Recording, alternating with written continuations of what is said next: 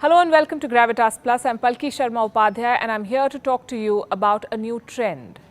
A trend that you could say is turning into a bad habit and attracting more people, perhaps because it makes you feel both hip and virtuous at the same time. This trend is a 7-letter word: protest. Nothing wrong with protest per se. A protest is a manifestation of your right to freedom of expression. The problem begins when people protest just for the sake of protesting, when the means becomes the end. Let me give you examples from the last 6 months. At a time when the world was locked down, it witnessed protests of all descriptions. Protests in the name of religion, protests in the name of race, protests for a lockdown, protests against a lockdown, protest over a vaccine, protest against vaccines, protest over opening exam centers, protests over shutting down university campuses. You name it, and someone somewhere in the world is protesting. Like I said, nothing wrong with protests. The choices behind them could be very personal. And in most cases, it's just people registering their objection to policies they have no hope of changing. But pause for a moment and ask yourself, what have these protests achieved? How many of these so-called movements have remained true to their cause? Protests today have become an exercise in collective meltdown. Most of them are not looking for solutions. They've become platforms to vent. And the result is this: most protests end up getting hijacked by violence and vested interests. And this, I think, is the biggest crisis plaguing the movements of the modern world. The movements of today may be gaining numbers and force. They may be mobilizing rapidly via social media networks, but they're not getting anywhere. And to be honest, today anyone can gather crowds through a few tweets or Instagram posts. Within minutes, you can have 1,000 strangers on the move. These are not movements, these are distractions. Sample this. It's a Saturday, your friends text you to join them for a protest. You decide why not. So you go there, you chant some slogans, you raise your fists, take some selfies, upload some videos, and become part of a trending story. What next? You end up being a flash in the pan, a weekend revolutionary with a few more likes on Facebook. And by saying all of this, I run the risk of generalizing and discrediting all protests. I must repeat, that is not the aim. We've seen sustained weekend protests in Hong Kong, but they remain organized, non-violent, and steady in the face of pressure. Look at this, and look at what they faced. What did they achieve? They rattled a mighty state like China, which ended up deploying its army. They exposed how the dragon crushes democracy. Now look at this. This is America. Something happened, something tragic happened. A black man was choked to death by white police officers. A black man was shot by white cops in the presence of his children. Racism is real and it's a problem. But what have the protesters done? They've discredited their own cause by rioting and looting.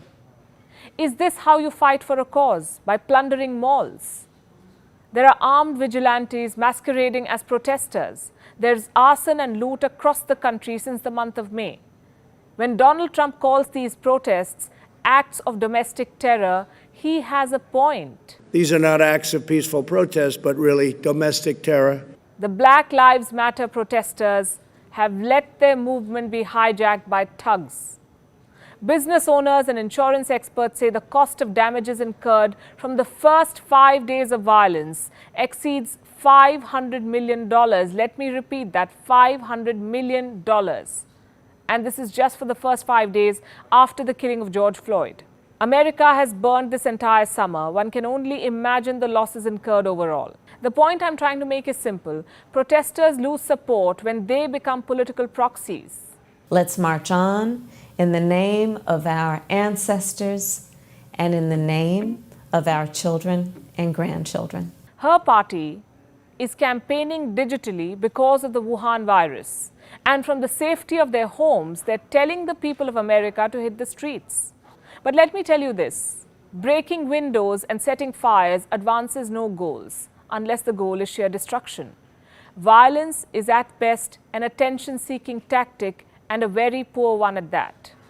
You'll get media coverage because in the news business, nothing sells like drama, destruction, unrest, blood. They're the ingredients of a powerful story. But that's it. Like I said, it takes you nowhere. I have some figures for you. In the last 4 years, a total of 34 countries and regions have been rocked by violent protests. The issues are mostly economic, political, or corruption related. Almost 60% of these violent protests failed, partly due to the authoritarian governments in these countries, but mostly due to the methods used. These protests ended in arson, vandalism, and loot, hundreds of deaths, and destruction of property worth billions. They failed to deliver any significant results. And why go far? India's national capital saw multiple waves of unrest this year. There were protests, and then there were riots, vandalism and bloodshed. At least 53 lives were lost. There was a lot of blame game, but did anyone tell you the economic cost of this violence? According to the Delhi Chamber of Commerce project, the losses added up to nearly 25,000 crores.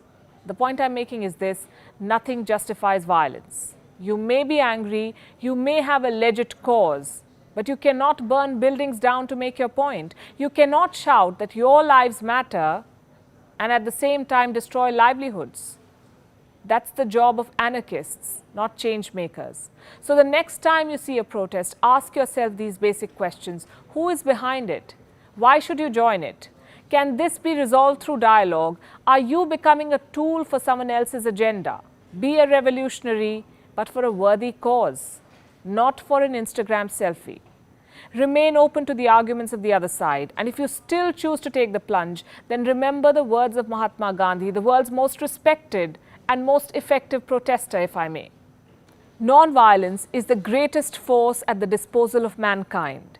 It is mightier than the mightiest weapon of destruction devised by the ingenuity of man. If your argument is strong, you won't have to raise your voice or wield a weapon. Violence cannot be excused as protest. Destruction cannot be an expression of dissent. Think about it.